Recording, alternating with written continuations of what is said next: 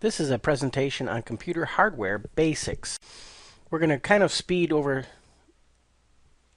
these slides really quickly, just in order to make keep the file small. But here's what I want to go over. All the introductions to all the hardware aspects. A lot of these you're going to see over and over again. We're going to just quickly go over some basic operations as we look inside the box. We're going to talk about the motherboard, the processor, the difference between RAM and ROM, and then we'll look at your ports, cablings, and a variety of other things. Now, inside the case and outside the case, here are some of the things that we're looking at. The power switches, reset switches, hard drives, all can be inside the case, outside the case. We have a couple of older technologies here, the floppy and the zip drive, as well as serial ports, or parallel ports. Actually, we're still using serial ports, but the older stuff is going to be of less of an issue these days, but you still might have to support it as a computer professional, so we do present it in the course. USB ports, there's several different varieties, new ones coming out all the time. Then we look at some of the I/O aspects of it, like keyboard, mouse is for input. Then your network card, which is probably going to be integrated into your system. Modem, a lot of you are familiar with the idea of a modem from working with your cable connection. You'll have an integrated sound card, often an integrated video card. RAM is not integrated, except sometimes in video cards, and it's usually stuck separately on a motherboard. All of these items fit directly into your motherboard and are connected to the CPU, the processor, via a bus, and to keep the processor cool, as well as anything else that may have heat or in the computer or generate heat. We use a fan. And then to connect the items on the outside of the computer to the computer, we use cables. A lot of these things are very familiar with you because we live in a computer-rich environment already. So these aren't the regular type of, or these are not very different elements. Pardon me, I just have a sore throat. We talk very basics. We have the computer does input, output, it stores, it processes. And then we have a very relatively famous term called GIGO, garbage in, garbage out. And what that is often a reference to is the data that you put into the computer. It has certain integrity value. Now, in this particular slide, we're just simply looking at how things are configured in regards to orientation towards the computer. We have devices, communication devices, such as our network cards, our modems, input devices, such as your touch screen, your keyboard, your mouse, output devices, such as your monitor, your printer, your fax machine, and then you have the secondary storage devices, such as your hard drive or CD-ROM drive, your thumb drive. All these devices connect over into the computer. And this is where we're dealing with the major portion of what is actually happening on the machine. Under basic operations, it's simplistic. The power cord's got to get plugged in. You got to connect your peripherals. That's the easy stuff. When it comes to the support elements, though, what you have to focus on is being observant about your system's behavior. When you click on the power, the very first thing you're going to hear is the power spreading through the motherboard.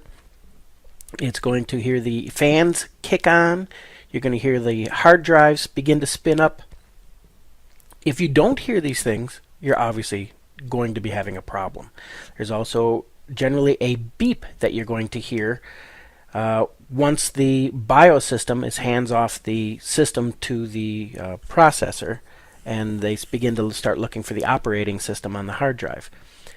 Again, these things can be indicative of a problem with the hardware in the system. Now, the basic system includes keyboard, mouse, and monitor. That's what you're buying when you go off to Walmart, and that's what you're going to basically get when you purchase your system. But you're also going to, because you're computer professionals, are going to decide about what goes inside the box and what peripherals you want. Here you're going to have to decide whether you want your CD-ROM drive, do you want it to be read-writable? What kind of case do you want to get? Is it going to stand up? Is it going to lay down? Where is it going to be used? Is it going to be used by you or for somebody else? How simplistic does the front of it need to be? That kind of thing. Front of the system, I think you're basically familiar with that. Let's take a look at the inside now, which is really the key aspect. This is an 8-bit drive. Look at me. These are our expansion ports, and these are PCI expansion ports. This is an AGB, strictly for a video card. Quite often you're going to see these replaced with a PCI Express bus now. And don't worry, you don't have to remember all these things. What I'm trying to get you to do is become familiar with the look and the feel. So when I say, okay, well, what is an expansion card? Well, all you have to know is, well, it basically goes around here somewhere. It basically goes along these white things, and it expands the capabilities of the computer. So here's where a video card would go, an AGB. Here's where a secondary video card would go, or a sound card, or a network card, or any of the other expanding opportunities you want to go. Notice you plug it in. Next thing you plug in, RAM. Here's where you plug in the RAM, just to the south of this fan here. Fan is there to keep the item underneath it cool. And then this is where your processor goes, and there'll be another fan on top of this as well. Here's where your power gets connected, as well as some of the communication cables for older type hard drives. Now most of you are going to be using what we call SATA hard drives, serial ATA hard drives, and your plug-in is going to be slightly different. It's going to, and probably be over on this side of the board. When you put it together, it doesn't always look this clean, but it does look nice for overall. Kind of looks like a bunch of spaghetti inside. And notice in this particular thing, you see another fan over on the side that helps keep the case overall cool. Inside, we're also taking a look at how things are connected power-wise into the back. And this is much more like what you're going to be dealing with. Now here's the power supply. And as you can see, embedded in here, we have a CD-ROM drive. This is going to be in this case, they have it listed as a zip drive, but again, these are old photographs. Rough same thing. I'm going to speed right on through it. Now the motherboard, the CPU of the motherboard is the main unit. Okay, so we're talking about I can put the motherboard in, attach electricity, put the processor in. I don't necessarily have a computer, but I can boot it up at that point in time, and I can get to my BIOS, my basic input-output system, because that is really the lowest level software in the computer, and we will talk more about the BIOS because that's where we do a lot of the stuff. The typical parts of the motherboard, again, we kind of went through this already. I'm just going to quickly whiz right through it again. You can review this video in order to take more note of what exactly is going on, but right here at the top is the processor. Underneath that, we've got a secondary processing bridge, we'll call it. Here over on the left-hand side, we've got the ATX power supply connector, fan header. Here's where we're over on the right-hand side. We've got more for our RAM that we're going to be putting in. And again, down here, all the white expansion ports are all PCI, 6 PCI slots. It's a very good motherboard. The ability to expand, the more expansion ports you have, the more expensive a motherboard is, generally speaking. Here is the first time we really looked at some of the ports. And in these ports here, you've got two PS2 ports. And these PS2 ports are rare to find anymore. It's usually where a keyboard and a mouse is connected. But these days, keyboard and mouse is generally connected to USB. So instead of just seeing 2 USB ports, you're generally going to see more than that. Usually about 4 on the back and then some on the front of the computer as well. This has an integrated parallel port, integrated serial port. This is the parallel. These are the serial ports. And then this is the video card. So and then obviously we have our line in, line out for mics and a variety of things. The processor is key. The way you choose a processor is you begin to think about what you're going to be doing with your computer, and that is a key component to our first assignment. What is it you're going to be doing with your computer?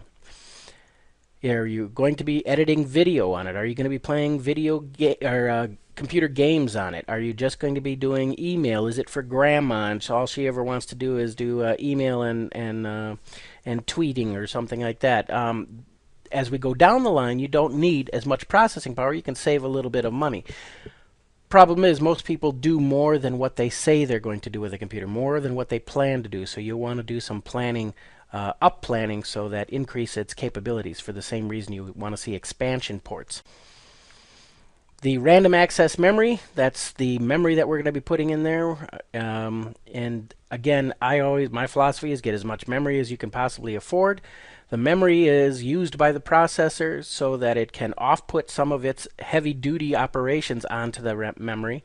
This memory is also used for when you're working with things like Microsoft Windows, and it allows you to be able to do undo a variety of things. It allows you to do all sorts of more advanced concepts. The more memory you have, fundamentally your computer will run faster. We'll get more into the detail RAM, but not in this presentation. Now there's read-only memory, which is like the BIOS. Where your BIOS lives is in a ROM chip that's on your computer. You can change the BIOS settings physically, and they will store, but they'll store on what's called a CMOS chip. And again, we'll talk about that, and that's one of the great new technologies that we have. And it's not new, it's really been around for a very long time. We're starting to see CMOS in a variety of new components. That's that point. Now, coding schemes. This is how we get the information in and out. Binary is the language the computer understands. It only understands zeros and ones. Zeros and ones represent switches on or switches off, either something a series of zeros and ones, and a series is going to be 8 of them, and that's going to be a single bit, and that bit is a single instruction. This is what the only thing that the machine understands. When we write code, such as ASCII code or something else, we are basically instructing the computer to translate that into binary for the computer hardware instruction. Now we've gone over ports. Obviously the cabling can get kind of intense back there. More and more we are moving to USB to almost supplant all of our cabling. We haven't really done it as far as sound goes yet, but we're looking at several changes in regards to sound. And Bluetooth, pushing via Bluetooth to speakers, is also possible on your machine. The types of ports that we talked about serial. USB is a type of serial port. What we're losing as we transition out, and many of you will not even have this on your computer, is the parallel port. Parallel port was primarily used for printers. It's called parallel because it was thought to be faster at the time, because both sending and receiving could be done in a parallel fashion. But in fact, serial is a much faster way with the correct algorithm. Lots of different types of port connectors, and you're going to see more and more of them depending upon the capabilities that you're looking for in your computer.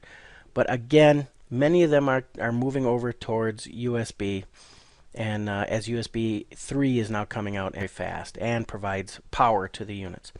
We have a lot of different types of expansion cards, and these expansion cards, like here's an AGP, which at the time of this presentation is the fastest, or was the fastest, but now we have PCI Express, and even that has given way to new technologies.